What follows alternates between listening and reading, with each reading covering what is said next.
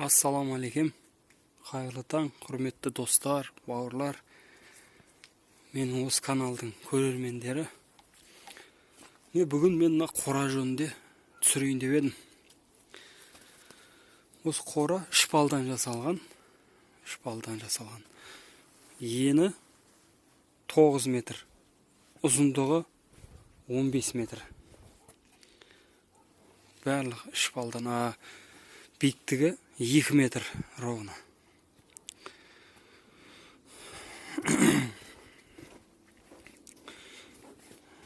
Үш есігі бар. Мен бір есік, екінші есік, үшінші есік.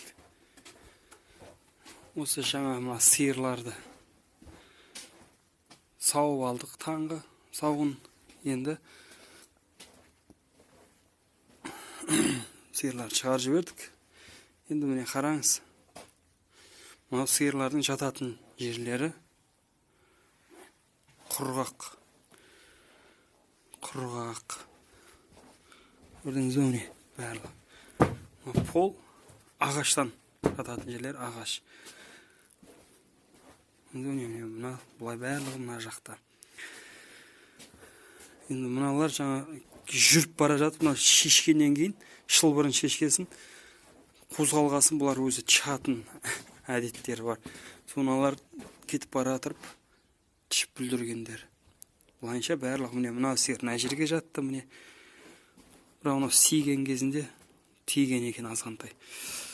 Мына сиыр көрдіңіз бе, құрғақ. Мыналар барлығы осы жерге жатты. Мына жағында көрсетейін.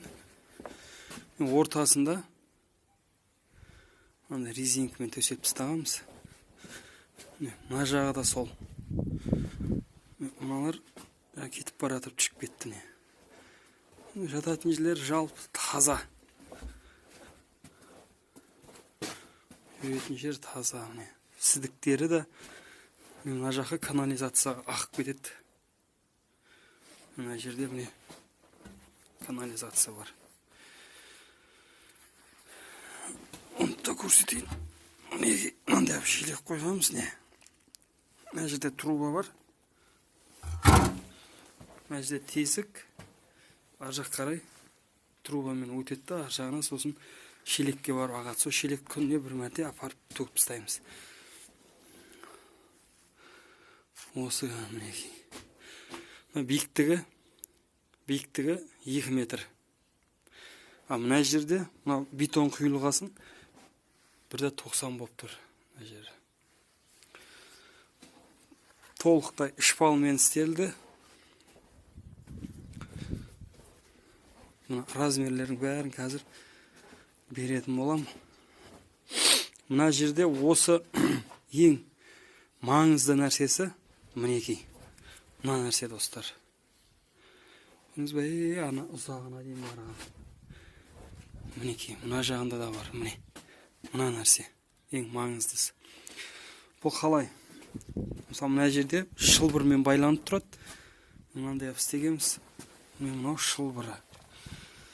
Осы жерде шылбырға байланады, мына жерге кеп бас не болып тіреледі. Арқа жауырын. Арқа жауырын бет тірелген кезінде сиыр әр жаққа қарай кетпейді.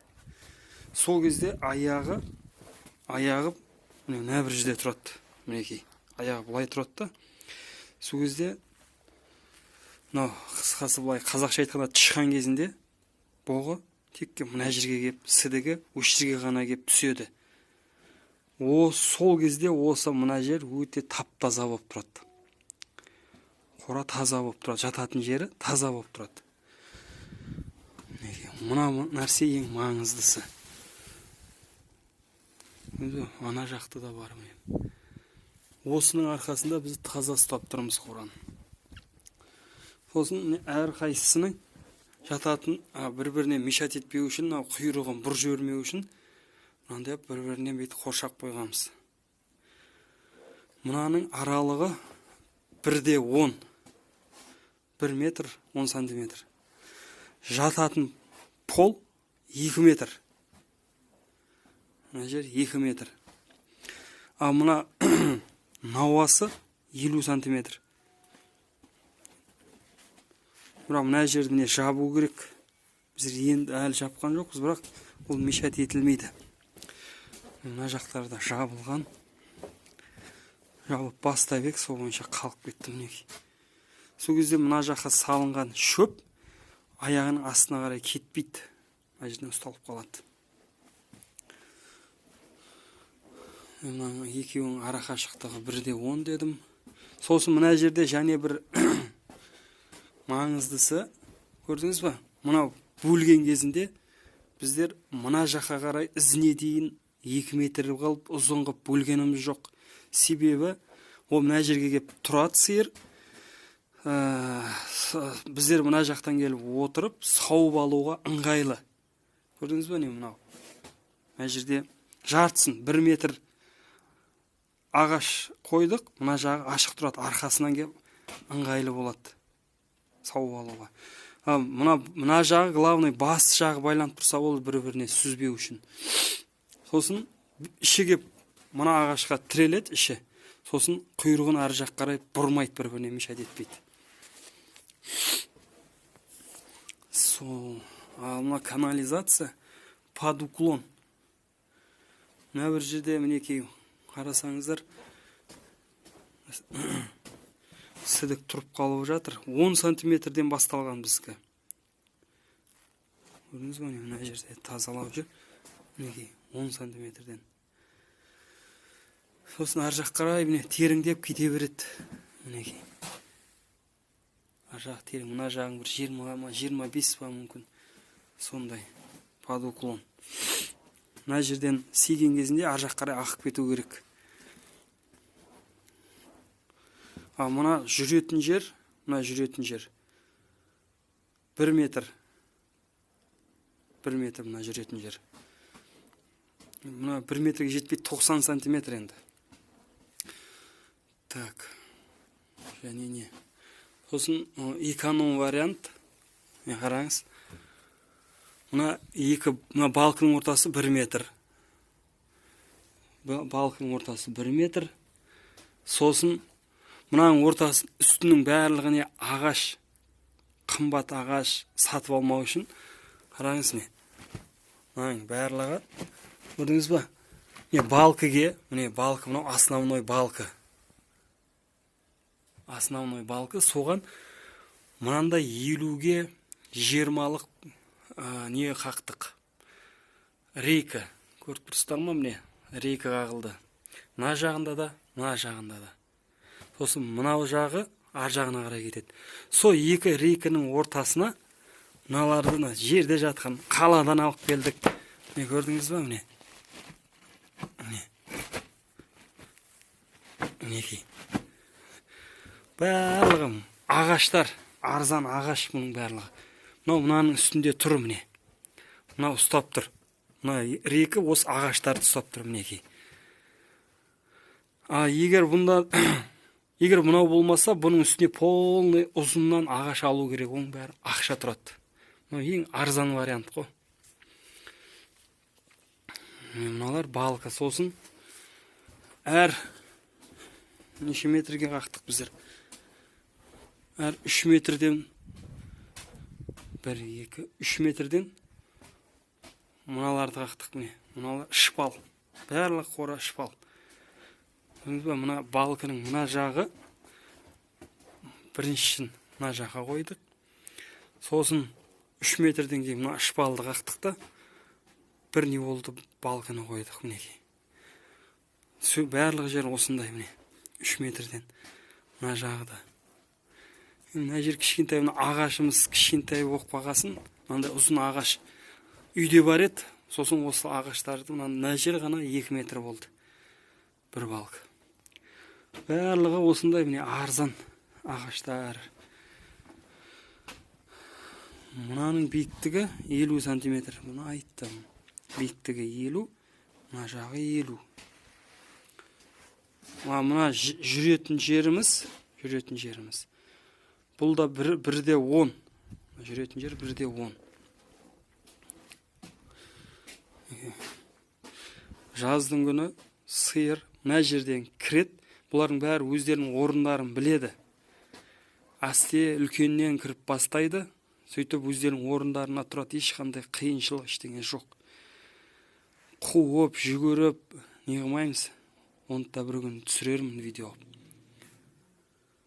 Есікті ашып жібересіз. Кіргізесіз сиырды, өздері біртіндеп өздерінің орындарына тұрады. Осы мына жақтан келіп, чүк, мына жақтан себін байлаймыз. Сосын осы жақтан шөбін саламыз. Мінекей, мына жақта шөбі бар.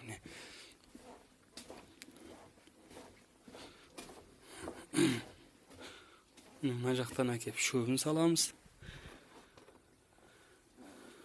Ар жағынан артына барып сауамыз, сосын боғын аламыз.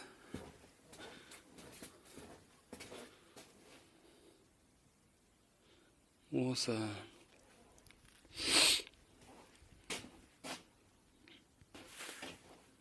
тоғына келсек, тоғын 3 автомат бар бұл жерде.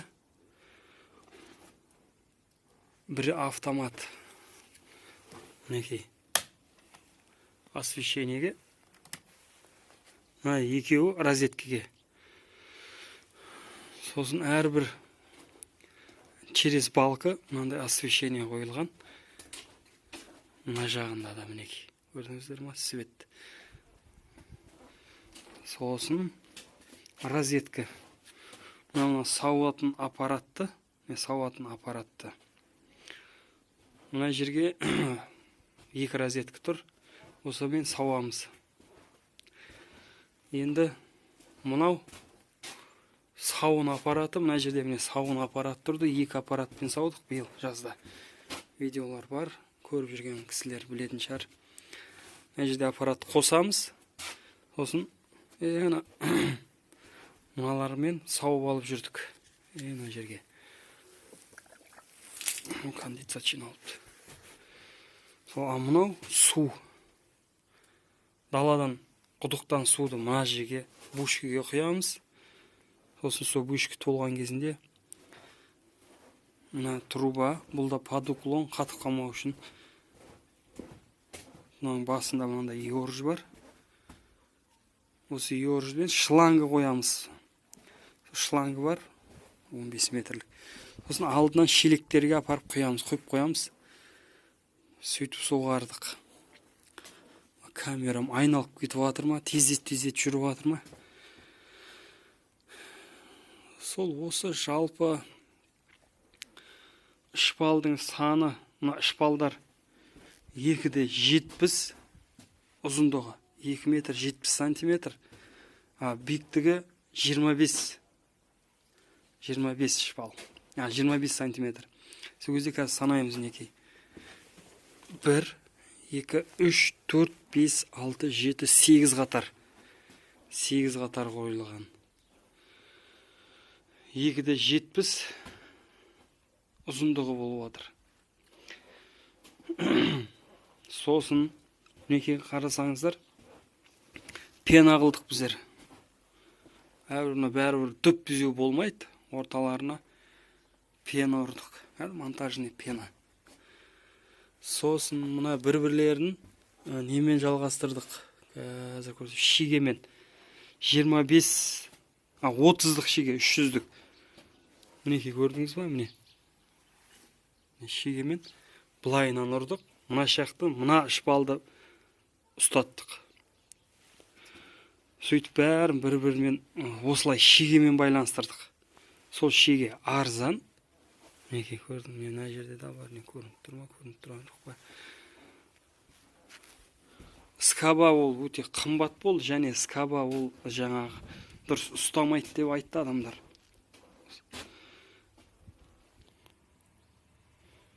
Шпалдарды біздер Ресейден алдырдық. Осыдан 3 жыл бұрын 1000 теңгеден алдық бір шпалды. 300 шпал алдық. Және үйде бар еді шпалдан, ескі қораны бұзғаннан қалған. Солармен осы қора салынды. Үсті толықтай қазір үстін көрсетейін. Үсті шири пицца болды.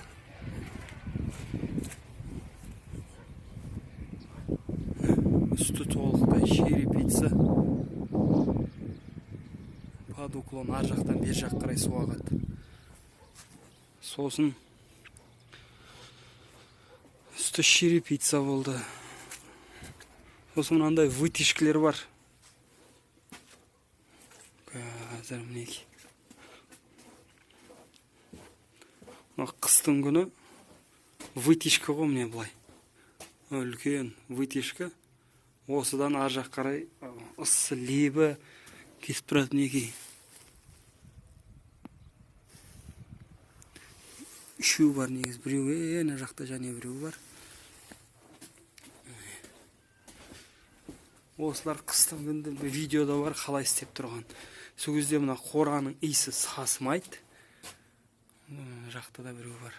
Үшінші. Алдын бірінші қорада вытяжка болған жоқ. Ескі қора еді. Біз үйді сатып алғанда сондай қорамен алдық. Ауа жоқ, таңертең кіріп қалсаң қораға, демалуға мүмкіншілік жоқ. Сиырлардың бәрі жатады, есікті ашып қойғаннан кейін барып сиырлар орындарынан тұратын еді. Енді осы вытяжкінің да үлкен маңызды рөлі бар, бұл жақсы жұмыс атқарады. Мына ысса, мына боғынан сідігінен бұлардан жаңа аммиак па, жаман газ бөлінеді ғой. Сол газ ол жеңіл жоғарыға қарай көтеріледі. Сол кезде мына вытяжка жұмыс істейді да, сорып алып кетеді далаға.